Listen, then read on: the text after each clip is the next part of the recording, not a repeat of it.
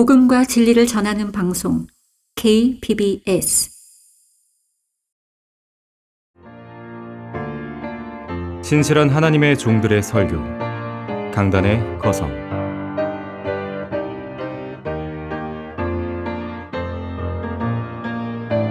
진리를 알게 되리니 그 진리가 너희를 자유롭게 하리라. 그리스도인의 자유라는 제목으로 성경 침례교회 박승영 목사가 설교합니다. 본문은 로마서 8장 19절에서 23절입니다. 오늘 설교는 여러분들이 잘 들으셔야 될 것 같습니다. 설교 제목은 그리스도인의 자유입니다. 그리스도인의 자유. 이 미국 워싱턴 DC에 가게 되면 내셔널몰에 한국 전쟁 참전용사 기념공원이 있습니다. 그 안에는 6.25 한국 전쟁에 참전한 180만 명 미군을 기념하고 상징하는 19인 용사상이 있어요. 용사들의 동상이죠. 그 후미에는 M1 소총을 든 두 손으로 들고 있는 한 장교의 동상이 서 있습니다. 이 동상은 지난 4월에 별세한 6.25 전쟁 영웅 윌리엄 웨버 대령을 모델로 삼은 조각상이에요. 웨버 대령은 6.25 전쟁이 발발하자 1950년 8월 미 육군 187 공수 낙하산 부대 소속 대위로 참전합니다. 인천 상륙작전에 참여했고요. 그리고 서울을 수복한 이후에 잇따른 전투에서 승리하며 북쪽으로 진군했어요. 하지만 중공군의 개입으로 전세가 역전되었고 이후 1951년 2월 중부전선의 격전지였던 원주 전투에서 군대를 지휘하다가 하룻밤 사이에 두 번, 한 번은 수류탄, 한 번은 박격포탄을 맞고 오른팔과 오른다리를 잃는 치명상을 입었습니다. 하지만 그런 가운데서도 원주 고지를 탈환하는 그 임무를 완수하게 돼요. 그리고 본국으로 후송되었고 1년의 수술과 재활을 거쳐서 바로 의가사 제대를 한 것이 아니라 1980년까지 복무를 합니다. 그리고 대령으로 예편을 하게 돼요. 군인 중에 군인이었습니다. 언젠가 그는 한 언론가의 인터뷰에서 6.25 한국 전쟁은 자유 진영이 공산주의 진영의 무력에 맞선 첫 번째 전쟁이었다 그랬어요. 그러면서 우리가 지금 평화를 유지할 수 있는 것은 중국과 북한의 공산화 시도를 힘으로 막아냈기 때문이다 그랬습니다. 또한 그는 비록 전쟁에서 팔다리를 잃었지만 한국이 자유와 번영을 누릴 수 있는데 조그만 도움이라도 되었으면 되는 것이고 오히려 한국 전쟁은 내게 영광의 전쟁이었다고 고백했어요. 그러면서 이렇게 끝을 맺습니다. 여러분, 한국 사람들이 제게 빚진 것은 없습니다. 오직 북쪽에 있는 여러분의 동포들에게 자유를 전하는 것, 그것이 바로 여러분의 의무입니다 그랬어요. 자유는 무척 중요합니다. 소중합니다. 또한 자유는 결코 공짜로 주어지지 않아요. Freedom is not free 라는 말이 있어요. 자유는 공짜가 아니에요. 그래서 자유의 토양 위에는 항상 누군가의 피가 흘려져 있습니다. 우리나라가 자유민주주의의 토양 위에 굳게 서 있을 수 있는 것은 공산주의로부터 나라를 지키기 위해 싸우다가 죽은 애국 선열들의 피가 흘려졌기 때문에 가능한 일이겠죠. 하지만 오늘날 진보 좌파 정권에서는 이렇게 피의 대가로 얻어진 자유를 민주화 운동이니 반정부 시위니 촛불 시위니 노동자 운동이니 하는 것들로 자유의 진정한 의미를 퇴색시키고 있습니다. 심지어 북한 김정은 정권의 유익을 위해서까지 그런 자유를 써먹고 있는 것이에요. 얼마 전 며칠 안 됐습니다. 한 신문에 보니까 2025년부터 중학생과 고교생이 배우게 될 2022년 개정 한국사 이 교육과정 시안에서요, 자유민주주의라는 용어에서 자유가 빠져버렸어요. 그냥 민주주의. 그리고 북한의 남침으로 시작된 6.25 한국전쟁인데 앞에 있는 북한의 남침으로 시작된 이것이 빠져버렸어요. 그냥 6.25 전쟁. 문재인 정부 시절에 해놓은 그런 자행된 일들이에요. 자유민주주의에서 자유가 빠지게 되면 사회민주주의와 별반 다를 게 없어집니다. 북한의 명칭이 뭐예요? 조선, 민주주의, 인민공화국이에요. 민주주의예요. 조선도, 북한도. 하지만 그건 자유가 없어요. 지난 추석 연휴 첫날에 공개된 북한 김정은의 최고인민회의 육성 시정연설은 50분 40초 동안 이어졌습니다. 연단에 선 독재자 김정은은 100날, 1000날, 10년, 100년 동안 우리에게 제재를 가해보라. 절대로 핵을 포기할 수 없다. 비핵화를 위한 그 어떤 협상도 하지 않을 것이고 그것을 위해 맞바꿀 만한 흥정물도 없다라고 이야기했어요. 핵 개발 30여 년 만에 아예 법적으로 선제 핵 타격을 명문화한 것이에요. 사실 새로울 것도 없는 이야기지만 중요한 점은요, 비핵화 절대 불가법을 공식화하면서 선제 핵 타격을 노골적으로 이야기하는 가운데 우리나라를 핵으로 노예화하겠다는 취지를 밝힌 것이에요. 근데 역대 정권은요, 마치 북한이 핵을 포기할 것처럼 계속 국민을 속여왔습니다. 오도해왔어요. 노태우 대통령은 1992년 김일성과 남북 비핵화 선언에 합의하면서 핵 공포가 없는 한반도를 실현하는 꿈에 큰 진전을 이뤘다고 했거든요. 그러면서 당시 우리나라에 주둔해 있던 미국 전술 핵을 철수했거든요. 근데 북한은 핵 개발을 계속했어요. 김대중 대통령은 김정일과 정상회담을 한 뒤에 북한은 핵을 개발한 적도 없고 또 그럴 능력도 없다. 내가 책임을 지겠다고 말했어요. 역시 속임수였습니다. 노무현 대통령은 2004년에 북한은 반드시 핵을 포기할 것이라며 핵 실험에 아무런 징후가 없다고 그랬어요. 당시 통일부 장관 역시 김정일은 북핵이라고 하는 무모한 선택을 할 사람이 아니라고 그랬어요. 그 다음에 어떤 일이 벌어졌는지 아십니까? 그 직후에 북한이 첫 번째 핵실험을 합니다.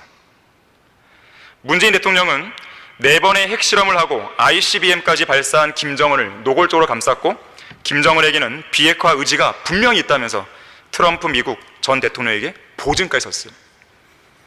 작년에 김정은이 38차례나 핵을 강조했습니다. 전술핵 개발까지 공언했어요. 하지만 문재인 대통령은 여전히 비핵화 의지가 있다고 이렇게 말한 거예요. 자, 과연 그런 거짓말과 속임수에 능통한 북한에게 자유란 것이 있겠습니까? 고사포로 고모부를 잔인하게 처형했고 이복형을 독살했고 1%의 특권층인 노멘클라투라를 위해서 약 2600만 명의 인민들을 노예로 삼고 있는 미친 독재자의 나라에 무슨 자유가 있겠어요? 1967년 4월 21일 전 세계를 깜짝 놀라게 한 망명 사건이 있었습니다. 구소련의 공산주의 독재자 스탈린의 딸이 미국으로 망명한 거예요. 세기의 사건이었습니다. 당시 그녀가 망명을 결심한 이유를 들어보니까 신앙의 자유를 얻기 위해서였다고 그랬어요. 성인이 되면서 그리스도의 복음을 접한 그녀는 인간은 하나님 없이는 존재할 수 없다는 것을 절실히 깨달았고 사상이 다르다는 이유로 서로 피를 흘리게 하는 것은 죄악이며 인격을 가진 한 사람으로서의 인간은 국가의 소유물이 아니라 한 개인으로서 존중되고 자유롭게 살아야 한다는 사실을 깨달았다고 했습니다. 특히 그녀는 하나님 없는 세계에서는 인간의 존엄성과 자유도 존재하지 않는다는 것을 알게 되었다고 토로했어요. 결국 그녀는 자신의 믿음을 지키기 위해서 미국으로의 망명을 단행할 수밖에 없었다고 했습니다. 자, 그만큼 자유는 매우 소중한 요소입니다. 특히 신앙의 자유는 그래요. 불과 200년 전만 해도요, 국가교회라든지 교회 국가라는 개념 아래서 성경대로 믿었던 그리스도인들은요, 그 국가교회에 반대하다가요 계속해서 죽었어요. 카톨릭의 손에서만 죽은 게 아니고 소위 말하는 종교개혁자들의 손에서도 죽었어요. 어딜 가도 환호를 못 받았습니다. 그런데 200년이 지난 지금을 보세요. 종교의 자유가 생겼잖아요.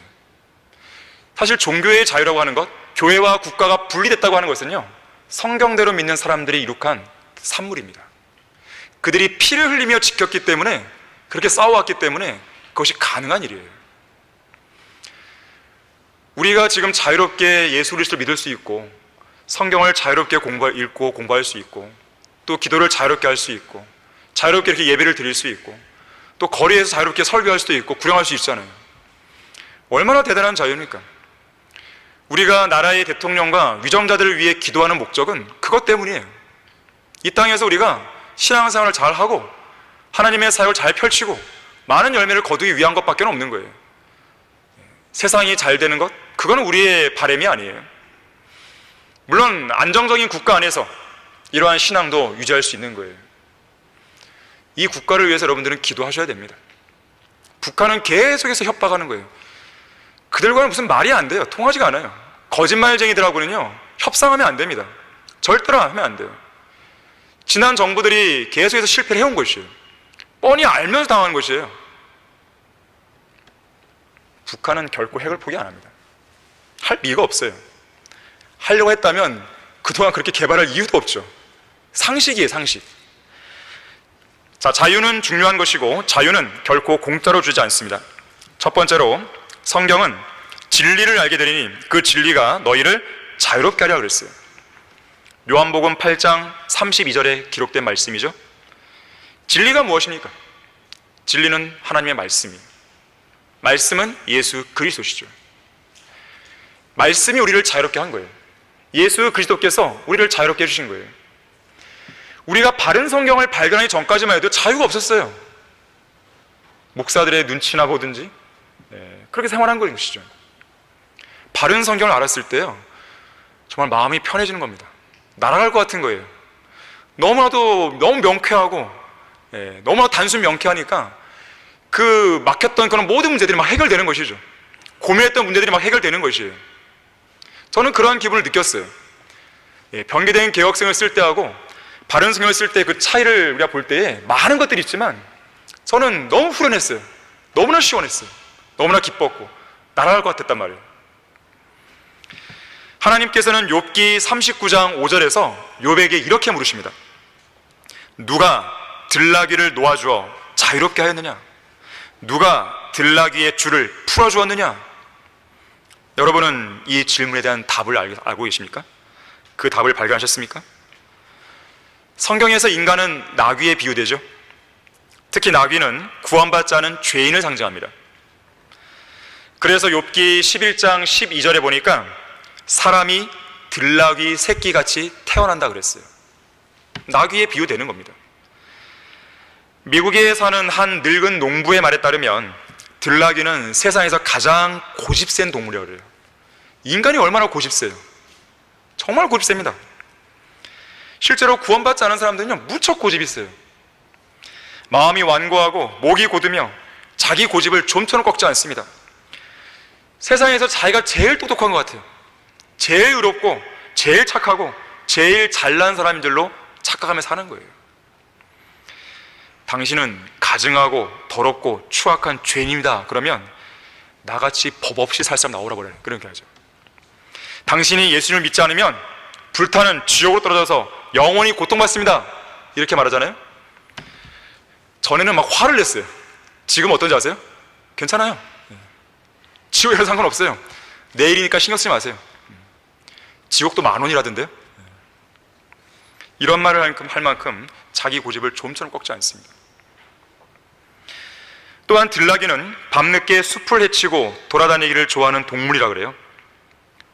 죄인들이 어떻습니까? 어둠을 좋아하죠. 빛을 싫어해요. 왜 어둠을 좋아합니까? 죄 짓기 좋잖아요. 그거밖에 없는 것이에요. 무슨 낭만이고 그런 거 없습니다. 죄를 짓기 딱 좋으니까 그러한 어둠을 찾는 거예요.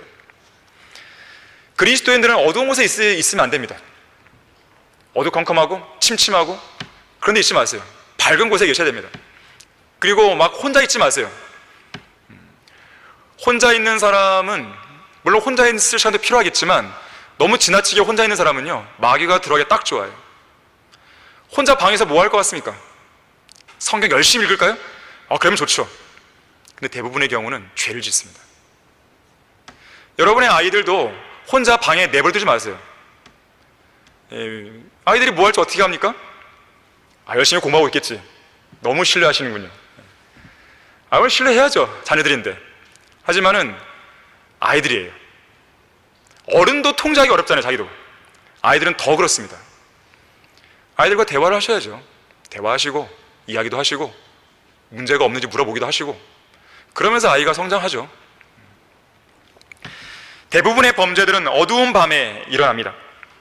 노래방이라든지 게임방이라든지 술집이라든지 댄스홀이라든지 극장이라든지 공연장들, 자, 그런 것들은 대부분 어떻습니까? 어두컴컴해요. 침침합니다. 조명도요 아주 막 개슴츠레하죠. 정신을 희미하게 만들고 몽롱한 느낌을 주는 조명들을 씁니다.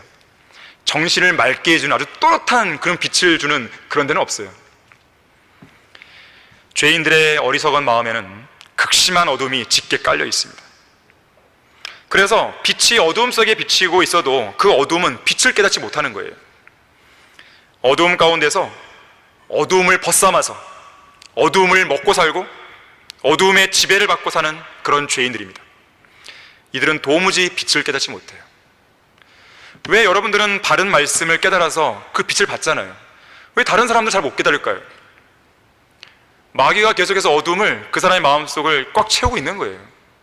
그냥 우연히 그런 것이 아닙니다. 여러분은 감사하셔야 됩니다. 뛰쳐나온 것이에요. 그걸 깨치고 나온 것이에요.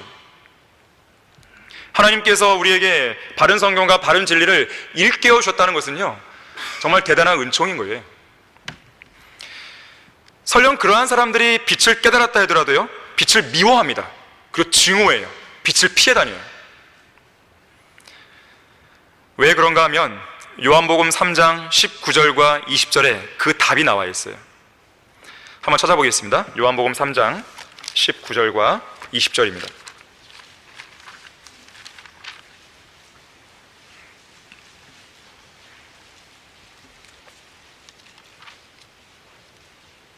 이것이 정죄라. 즉 빛이 세상에 왔으나 사람들이 빛보다는 오히려 어둠을 더 사랑하니.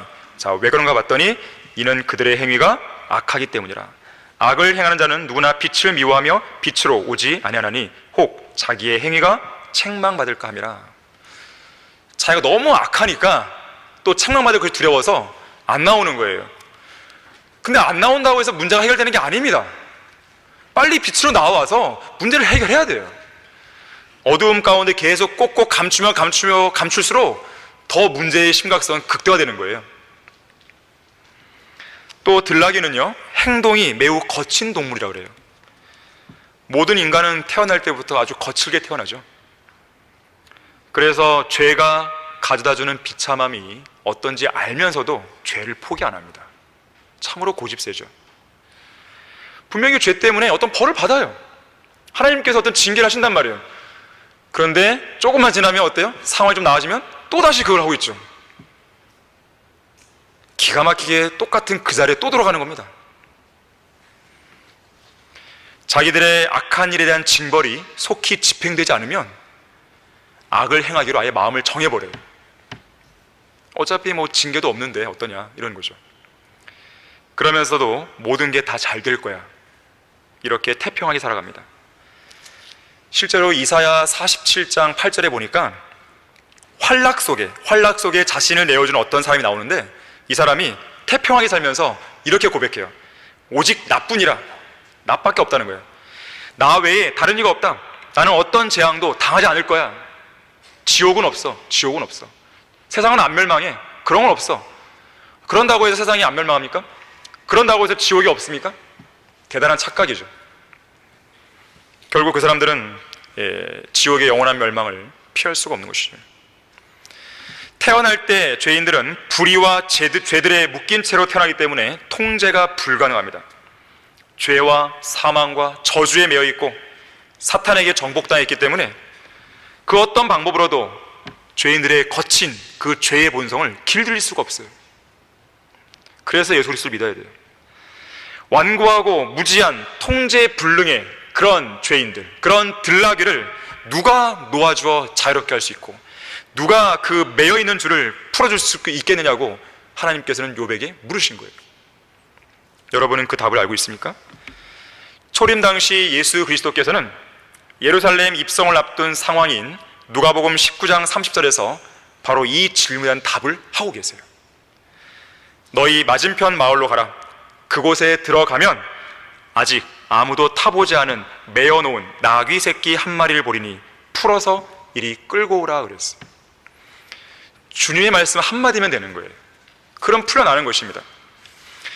예수 그리스도만이 들나귀를 자유롭게 풀어줄 수 있는 것이에요. 왜 그런가 하면 진리는 예수 그리스도시기 때문에. 진리가 너희를 자유롭게 한다 그랬단 말이에요. 갈라디아서 5장 1절에서도 예수 그리스도께서 우리를 자유하게 해 주었다라고 그랬어요. 들나귀 같은 우리를 강력하게 묶고 있는 그 죄와 사망의 줄들에서 풀어주신 분은 예수 그리스도십니다. 죄의 포로들에게 구원을 선포하신 분도 예수 그리스도세요. 우리를 사망의 골짜기에서 벗어나게 해주신 분도, 지옥의 불구덩이에서 풀려나게 해주신 분도 예수 그리스도신 것이죠. 실제로 로마서 6장에 보니까 구원받은 우리는 죄로부터 자유롭게 되었다라고 선포하고 있는 거죠. 죄로부터 자유롭게 되었어요. 죄로 인한 고통, 지옥, 사탄, 모든 불안, 무의미한 인생, 불확실성, 공포, 그것으로부터 우리는 자유롭게 된 거예요. 그래서 우리가 죽음을 두려워하지 않는 겁니다. 자유하게 됐으니까요. 그 약속이 우리에게 주어졌으니까요. 구원받기 전만 해도 언제 죽을지, 혹시 사고 당해 죽으면 어떡하지? 병 걸리면 어떡하지? 이런 걱정 저런 걱정 계속 걱정하고 살아왔죠. 지금은 어떻습니까? 차라리 빨리 죽어서 주님께로 가는 게 더 좋죠. 빨리 가고 싶은 거죠. 죽음이 두렵지 않게 된 것이에요. 사탄의 소나기에서 해방된 것입니다. 무엇보다도 그렇게 해방된 순간 인생의 참된 목적을 갖게 된 것이고, 삶의 방향이 올바르게 설정되었고, 너무나도 확실한 소망을 갖게 된 거예요. 자, 이러한 자유와 해방은 세상이 줄 수 없습니다. 세상에서도 자유를 주겠다고 그랬어요. 하지만 그 자유는 진정한 자유가 아니에요. 결국 또 다른 것에 얽매이는 구속이 되어버립니다. 진리가 부재한 곳에는 자유가 없습니다. 세상은 사람들에게 자유를 약속한다고 하지만 사실상 죄의 줄들로 강력하게 얽어매어 멸망으로 이끌어가고 있을 뿐이에요. 이 호주 시드니의 교도소에 수감되어 있던 한 죄수가 있었습니다. 이 죄수는 날마다 탈옥을 꿈꿨어요. 어떻게 하면 빠져나올 수 있을까? 그리고 기회를 엿봤습니다. 빵을 배달하는 그 차량이 일정한 시간에 교도소에 오는 걸 딱 관찰했어요. 그리고 감시가 소홀한 틈을 타서 은밀하게 그 차량 안으로 숨어들었습니다. 그리고 그 죄수를 실은 차량은 어딘가로 움직였어요. 차량 안은 너무 답답했어요. 산소가 부족해서 숨이 막힐 정도로 답답했고, 온 몸은 땅과 먼지로 뒤범벅이 됐습니다. 하지만 이 죄인은 얼마 후면 펼쳐질 자유로운 삶을 상상하면서 그 모든 고통을 인내로 참았어요. 그리고 드디어 이동하던 차량이 어딘가에 멈춰 섰습니다. 이 탈옥수는 주위를 살핀 후에 차량에서 내렸어요.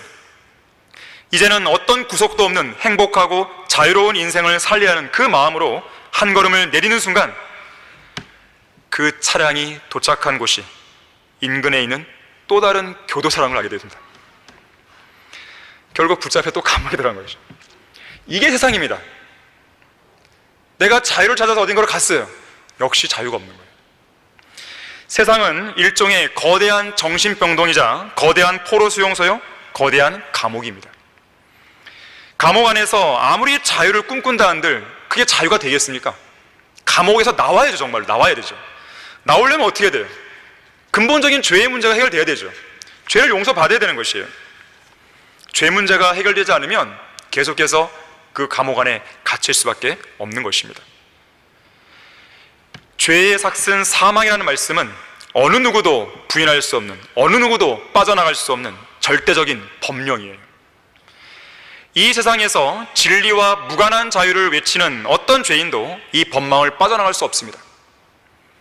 그들의 자유는 지옥으로 가는 길이에요. 그들의 자유는 죽음의 방들로 내려가는 길입니다. 하지만 이러한 죄와 죄의 삭슨 사망이라는 이 법령에서 빠져나온 사람들이 있습니다. 바로 우리들이에요. 우리들. 그리스도 예수 안에 있는 생명의 성령의 법이 죄와 사망의 법에서 우리를 해방시켰다고 그랬어요. 자유는 중요한 것이고 자유는 결코 공짜로 주어지지 않습니다. 자, 두 번째로 이 자유는 예수 그리스도의 피의 대가로 주어졌어요.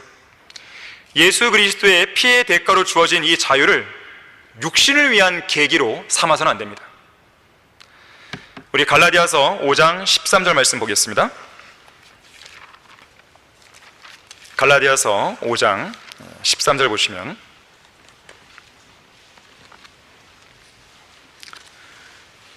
형제들아 너희가 자유애로 부름을 받았으니 그 자유를 육신을 위한 계기로 삼지 말고 사랑으로 서로 섬기라 그랬어요. 예수 그리스도께서 인간의 몸을 입고 이 땅에 오신 목적은 죽음의 세력을 가진 자, 마귀를 멸망시키는 것이죠. 두 번째는 죽음을 두려워하여 평생을 노예로 속박되어 있는 죄인들을 풀어주는 데 있었어요. 그 일을 이루시기 위해 십자가에서 피를 흘려 죽으신 것입니다. 다시 말하자면 우리가 현재 그리스도인으로서 누리는 이 자유는, 그리스도인의 이 자유는 예수 그리스도의 피의 대가로 값없이 주어진 자유인 거예요. 찬송가도 있지 않습니까? 죄에서 자유를 얻으려면 예수 그리스도의 보혈의 능력을 힘입어라 그랬어요. 여러분들이 무언가에 얽매여 있다고 생각이 들면요, 어떤 압박감이 든다면 찬송을 부르십시오. 특히 예수 그리스도의 보혈의 찬송을 부르시면 됩니다. 그러면요, 마귀가 꼼짝 못하는 거예요. 어떤 설교자도 고백하기를 무거운 죄의 짐에 억눌려 있거나 양심의 가책으로 괴로워하는 자에게 유일한 특효약은 예수 그리스도의 십자가, 곧 그리스도의 피라 그랬어요. 미국의 독립운동에 앞장섰던 정치가 패트릭 헨리를 아시죠? 그 유명한 연설 있지 않습니까? 내게 자유가 아니면 죽음을 달라 그랬어요. 자유냐 죽음이냐? 자유냐 죽음이냐는 이 현대 사회에서의 중요한 이슈이기도 합니다. 이 그리스 독립 전쟁 중에 이 그리스인들은 오스만 제국의 통치에 항거하면서요, 그들이 외친 말이 있었어요. 바로 이거예요. 자유냐 죽음이냐 이거였어요. 오늘날에도 이것이 그 국민들의 표가 되었습니다. 그만큼 자유는 피를 흘리는 죽음을 요구하는 거예요. 자유가 없는 이 차라리 죽겠다는 것이죠. 십자가에 못 박혀 죽으신 예수 그리스도께서는 모든 죄인들의 자유를 위한 그 값을 지불하시기 위해 자신의 모든 피를 다 쏟으신 거예요. 자, 그래서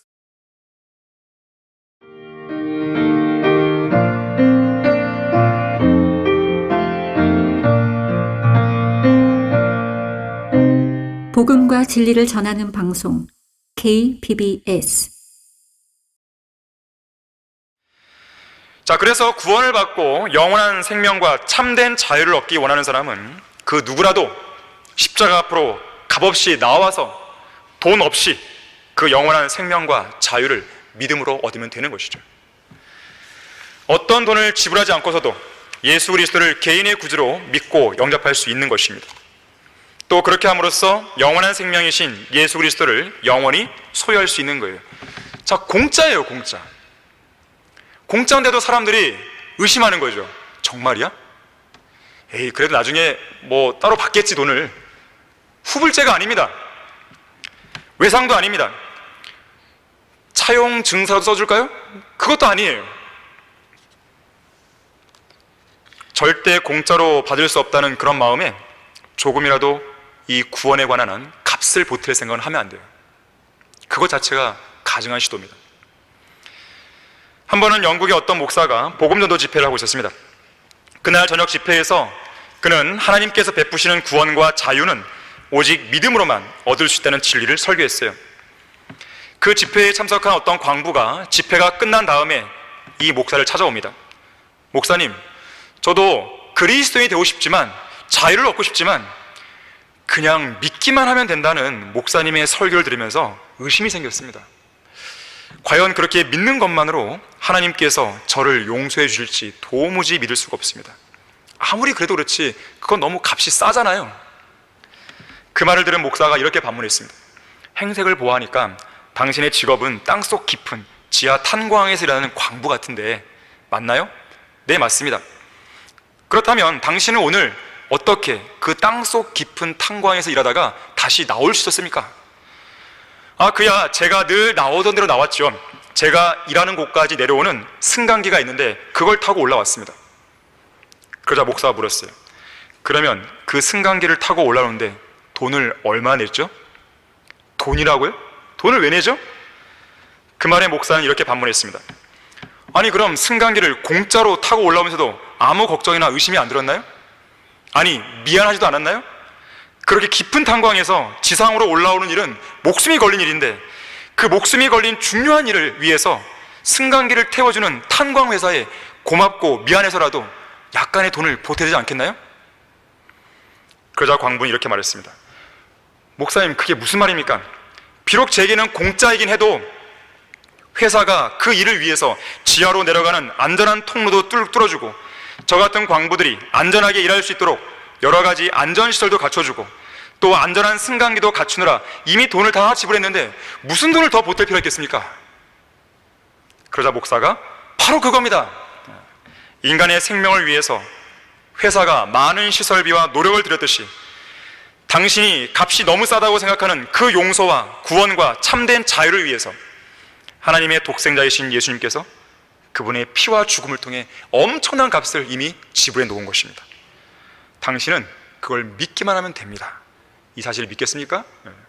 그래서 구원을 받은 것이에요. 십자가에 못 박이신 예수님께서는 마지막 숨을 거두면서 뭐라고 하셨습니까? 다 이루었다, 다 이루었다. 조금 남았다, 이게 아니죠. 다 이루었다, 다 이루었다. 뭘 다 이룬 것이에요? 인류를 위한 구속 사역이에요. 우리의 모든 죄들을 완전히 다 깨끗하게 도말한 겁니다. 인류의 과거, 현재, 미래의 모든 죄에 대한 값이 다 치러진 거예요. 그 방법을 통해 인류는 죄의 속박에서 자유롭게 되어 하나님 앞으로 나올 수 있게 된 것이에요. 죽음을 두려워하여 평생을 사탄의 노예요, 죄의 노예요, 죽음의 노예로 속박된 죄인들을 풀어주신 것입니다. 예수 그리스도의 피가 그 일을 이룬 것이에요. 그래서 예수 그리스도의 피를 통해서 우리가 구원받았을 때 우리가 과거에 육신에 지고 있던 모든 빚이 다 소멸된 것이에요. 우리 다 같이 로마서 6장 6절 7절 말씀 찾아보겠습니다. 로마서 6장 6절과 7절입니다.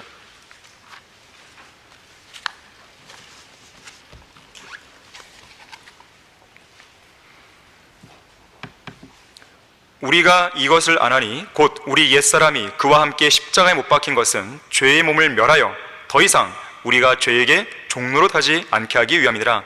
이는 죽은 자가 죄로부터 자유롭게 되었기 때문이라 그랬어요. 자, 우리의 육신은 우리가 구원받았을 때 2000년 전에 예수님과 함께 죽은 거예요. 우리가 침례를 받을 때도 그렇게 얘기하잖아요. 물속에 잠길 때 누구누구 형제는 예수를 믿고 구원받았을 때 예수님과 함께 죽었습니다. 장사되었습니다. 죽은 자가 죄를 짓겠습니까? 죄를 못 짓죠. 죽은 자는 죄로부터 자유롭게 된 것이에요. 해방이에요. 우리는 자유이다 이렇게 외칠 수 있는 것이에요. 진정한 자유인이죠. 자, 그러한 자유인이 된 사람이라면 자기에게 주어진 자유를 육신을 위한 계기로 써서는 안 되죠. 베드로전서 2장 16절에서도 자유를 악의 구실로 사용하지 말라고 그랬어요. 그 자유를 왜 하필이면 죄를 짓는 데 쓰냐 이거예요. 오히려 죄가 우리의 죽을 몸 안에 군림하려 할 때 예수 그리스도의 피로 얻은 위대한 자유권을 여러분이 행사하면서 안 돼 라고 할 수 있어야 돼요. 거부권을 행사하는 것이죠. 세상과 세상에 있는 것들을 사랑하지 않을 수 있는 자유의 권리를 행사해야 되는 것이에요. 우리는 육신적으로 행동하지 않을 수 있는 자유가 주어져 있는 거예요. 모든 불의, 음행, 사악, 탐욕, 악의, 시기, 살인, 분쟁, 사기, 악독, 교만함, 거짓말 등등 안 하면 되는 겁니다. 자유가 있기 때문에.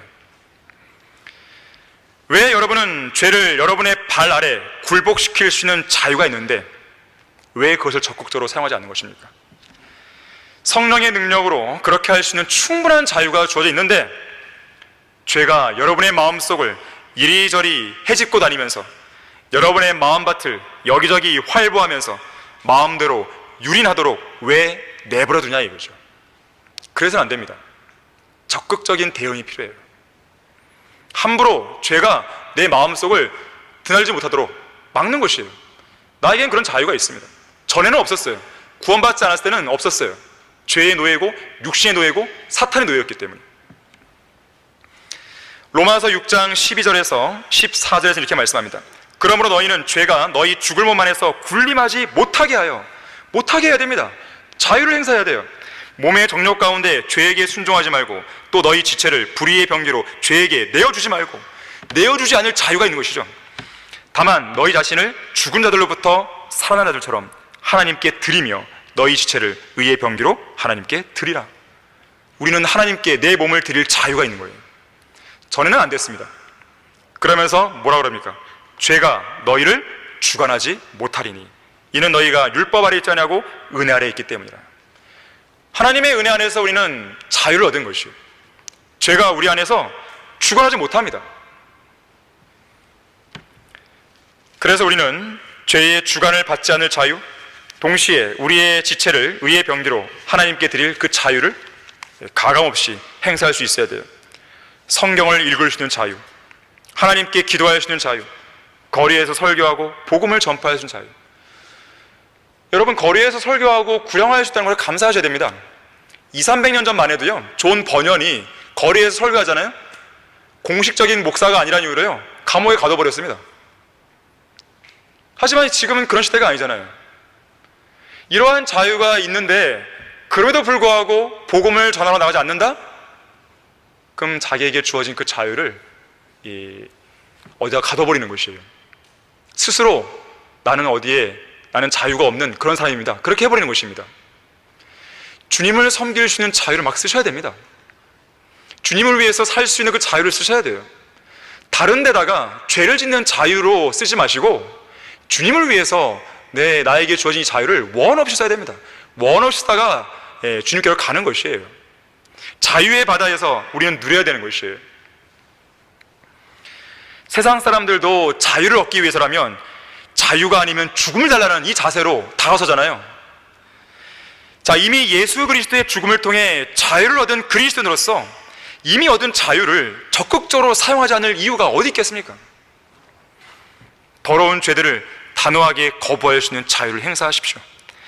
육신을 위한 계기가 아니라 자유를 얻은 하나님의 종들로서 그 자유를 행사해야 되는 거예요. 그럴 때 진정한 자유인이라고 부를 수 있는 거예요. 예수 그리스도를 믿고 자유를 얻었음에도 불구하고 여전히 그 자유를 죄 가운데 쓰고 있다면 그 사람은 참된 자유를 지금 누리고 있는 게 아니에요. 무언가에 계속 얽매여 있는 것입니다. 자유는 중요한 것이고 자유는 결코 공짜로 주지 않습니다. 자, 마지막 세 번째로 예수 그리스도의 구속을 통해 혼의 자유를 얻은 그리스도인은 장차 몸의 썩어짐으로부터 자유를 얻게 됩니다. 몸의 구속이죠. 바로 오늘 설교 본문이에요. 오늘 설교 본문에서 피조물이 간절한 기대를 가지고 하나님의 아들들이 나타날 것을 기다리고 있으니 피조물이 허무한 데를 굴복하는 것은 자의가 아니요 오직 소망 가운데 그것들을 굴복해 하시는 그분 때문이며 피조물 자체도 그 썩어짐의 속박으로부터 해방되어 하나님의 자녀의 영광스러운 자유에 이를 것이기 때문이라. 자, 우리의 자유를 가리켜서 영광스러운 자유라고 했어요. 이 천한 몸을 주님의 영광스러운 몸처럼 변모시켜 주잖아요. 영광스러운 자유입니다. 몸의 구속은 그야말로 완전한 자유, 완전한 해방이에요. 여러분, 얼마나 힘듭니까? 이 몸 안에 살기가. 하루하루 얼마나 수십 번, 수백 번 싸우잖아요, 이 몸과. 옛사람과 계속 사투를 벌인단 말이에요. 근데 그러한 사투가 없어지는 날을 상상해 보세요. 얼마나 후련할까요? 얼마나 속 시원할까요? 여기 지금 본문에 나오는 피조물은 두 가지로 적용이 가능합니다. 우선 한 가지는 우리의 옛사람이에요. 이 육신의 몸에 적용할 수 있어요. 두 번째는 자연계의 다른 피조물들, 이렇게 두 가지로 적용할 수 있습니다. 우선 옛사람을 지니고 있는 우리 모두는 예수 그리스도께서 공주로 오실 휴거 때 몸이 구속됨으로써 하나님의 아들들로 나타나는 것이죠. 바로 그때 우리는 하나님의 자녀로서의 영광스러운 자유에 이르게 되는 것입니다. 그리고요, 자연계의 다른 모든 피조물도요, 하나님의 아들들, 즉 구속받은 우리 그리스도인들이 나타나길 기다립니다. 언제겠습니까? 그건 재림 때죠. 우리는 휴거 때, 다른 자연계의 피조물은 재림 때. 그 재림 때에 우리가 나타나게 되면 그들 역시나 그 자연계의 모든 피조물도 하나님의 자녀의 영광스러운 자유에 이르게 되는 거예요. 그때가 되면 초식동물들은요, 육식동물에게 잡아먹힐까 봐 걱정 안 해도 됩니다. 이제는 그런 시대가 오는 거예요. 자유에 이르게 되는 것이죠. 지금 아프리카 세렝게티 초원에 가보세요. 하루에 수십 번씩이요, 사자는 굶어 죽지 않기 위해서 잡아먹게 달리는 것이고, 초식동물은 잡아먹히지 않기 위해서 필사적으로 달리는 것이에요. 그 계속 그 하루 종일 나타나는 것이죠. 자, 그러한 것에서 해방되는 겁니다. 얼마나 자유로울까요? 자, 우리가 이제 곧 누리게 될 영광스러운 자유는 창공에서 영원히 빛나게 될 저 광명이나 영원 무궁토록 저 하늘에서 빛나게 될 별들이 누리는 그런 자유와 같습니다. 왜냐하면 우리는 세상으로 들어오는 참 빛이신 예수 그리스도를 통해서 자유를 얻은 빛의 자녀들이기 때문에 그래요. 일반적으로 빛은 진공 상태에서 1초에 약 30만 킬로미터의 속도로 진행합니다. 1초에 지구 둘레를 7바퀴 반 도는 속도예요. 이러한 빛의 속도로 움직이면 태양에서 지구까지 오는 데 걸리는 시간은 약 8분입니다. 그런데 이러한 빛보다 더 빠른 것이 있습니다. 예수 그리스도의 부활한 몸이자 장차 우리가 입게 될 구속받을 몸이에요. 슈퍼맨 되고 싶습니까? 되는 거예요, 진짜 실제로. 무슨 이 사람들이 생각하는 그런 슈퍼맨처럼 되는 것이 아니라 우리는 예수 그리스도를 믿고 구원받은 그 대가로 선물로 주어지는 것이에요. 자, 이 몸은요, 시간이나 공간에 전혀 제약을 받지 않는 초제한적인 몸입니다. 빛의 속도보다 더 빠른 속도로 이쪽 공간에서 저쪽 공간으로, 지상에서 하늘로, 하늘에서 지상으로 눈 깜짝할 사이에 이동하는 거예요. 벽이나 담장 같은 견고한 물체도 그냥 통과합니다. 자연의 법칙을 뛰어넘는 거예요. 기적이라는 것이죠. 그런 초자연적인 몸이에요. 이 몸에는 피가 없습니다. 살과 뼈로만 돼 있어요. 왜 그런지 아십니까? 고린도전서 15장 50절에 보니까 혈과 육은, 피와 살이죠. 혈과 육은 하나님의 나라를 상속받을 수 없으며 썩을 것은 썩지 아니하는 것을 상속받을 수 없다 그랬어요. 육체를 썩게 하는 것은 피입니다. 피에 문제가 생기기 때문에 사람이 죽는 것이고 몸이 썩는 거예요. 이 피는 죄와 더불어서 들어온 것이죠. 자, 우리의 육신도 그 안에 선한 것이 거하지 않는 겉사람이자 옛사람이기 때문에 휴거 때가 되면 하늘에 속한 죄 없는 몸으로 변화가 될 것입니다. 심지어 이 구속받을 몸은 음식을 먹을 수도 있지만 음식을 소화하거나 뒤로 배설물을 낼 필요가 없어요. 다이어트 걱정하십니까? 필요 없습니다. 그래서 러커 목사님도 아주 재미있게 표현했어요. 당신이 음식을 많이 먹는 대식가라면 하늘나라로 가는 길을 절대로 놓치지 말라. 당신은 그곳에서 원하는 것을 원하는 때에 원하는 양만큼 먹을 수 있고 소화불량이나 뱃속에 가스가 차는 일 혹은 체중이 느는 것에 대해 걱정할 필요가 없다. 섬유질이나 비타민, 붉은색 육류, 콜레스테롤, 열량 또는 포화지방에 대해서도 두 번 다시 걱정할 필요가 없는 것이다. 막 다이어트 하려고 막 열량 막 계산하잖아요. 그런 거 이제 필요 없다 이거죠. 요한계시록 21장에 의하면 아픔이나 질병이나 늙음이나 사망도 겪지 않는 영원한 몸인 거예요. 생명 연장의 꿈은 정말 유치한 거예요. 우리가 볼 때는 사람들은 거기에 엄청 매달리잖아요. 과학의 발전과 더불어서. 하지만 우리에게는 유치한 일이에요. 생명 연장의 꿈 우리는 필요가 없습니다. 생명 연장 정도가 아니라 영원히 살잖아요. 영원히. 과학을 위시한 인간의 어떤 노력으로도 할 수 없는 그 영원한 몸을 예수님께서는 우리에게 값 없이 주신 거예요. 빨리 그날이 와야 되는 것이죠. 사도 바울은 그렇게 고백했습니다. 오, 나는 비참한 사람이로다. 누가 이 사망의 몸에서 나를 구해낼 것인가? 그 답이 바로 오늘 본문 23절에 나오는 거예요. 그들뿐만 아니라 성령의 첫 열매들을 가진 우리까지도 속으로 신음하며 양자되는 것, 곧 우리 몸의 구속을 기다리고 있느니라. 지금 우리의 혼은 우리의 몸에서 분리되는 영적 할례를 받은 상황이죠. 하지만 몸이 구속되는 날은요, 이것과는 완전히 달라지는 거예요. 완전히 이 몸을 완전히 벗어버리는 거예요. 그야말로 우리의 몸이 구속되는 날, 영적 전쟁의 격전지요, 죄로 인해 병들어 죽고 썩어가는 이 지긋지긋한 육체에서 해방되는 그날, 우리는 지금까지 상상조차 해보지 못했던 완전한 자유와 그 해방을 경험하게 되는 것입니다. 결론을 맺겠습니다.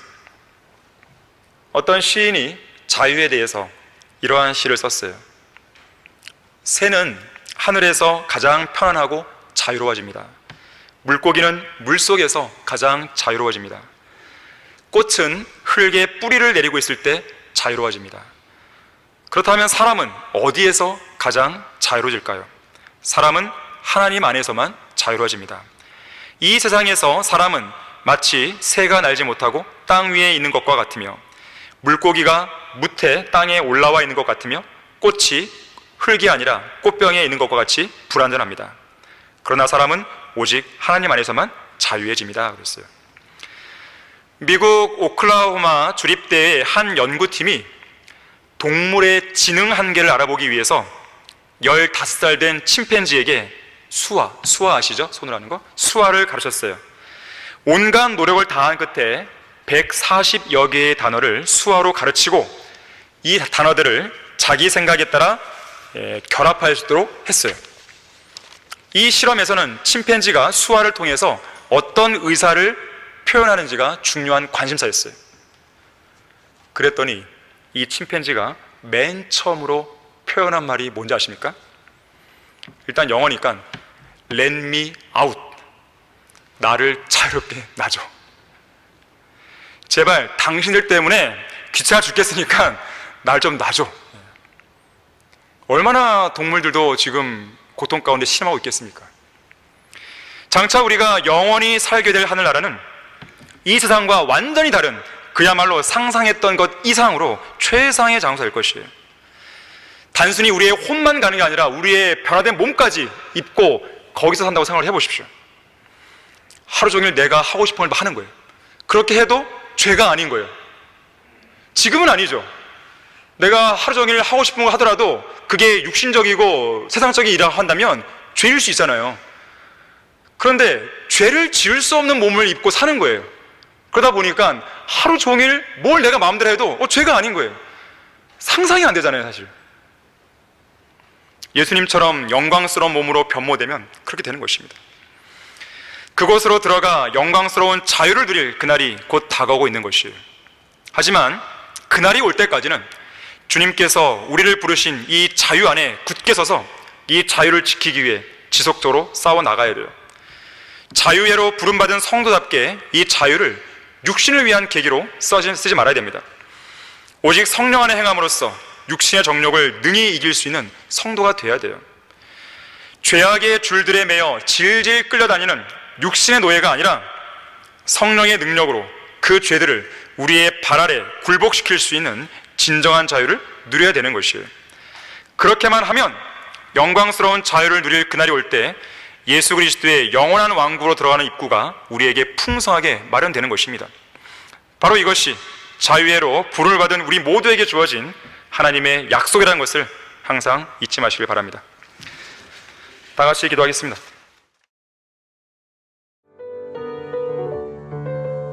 이상 강단의 거성을 마치겠습니다.